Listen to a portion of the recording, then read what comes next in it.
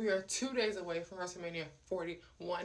I want to slide in my last minute match predictions for the show of shows, starting with night 1 and what I hope will be the opening match of Jey Uso versus Gunther for the World Heavyweight Championship. This feud and the characters of Jey Uso and Gunther are exactly where they need to be going into night 1 of Mania.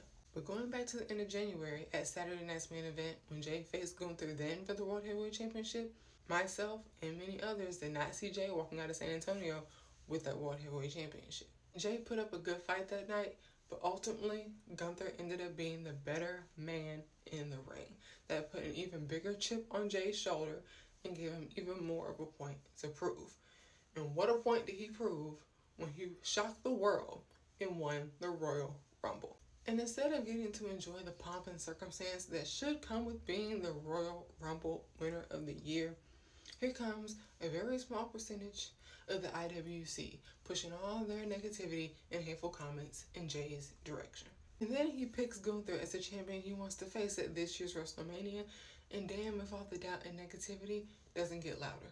And while some of the voices of the IWC does not translate over to the voices of the live crowd on a weekly basis, you can start to see that all of this internet noise is starting to affect Jey Uso's in-ring performance, giving Gunther even more of a reason to count Jey out. To help quiet all of that internet noise and the noise that's coming out of Gunther's throat on a weekly basis, Jimmy steps in.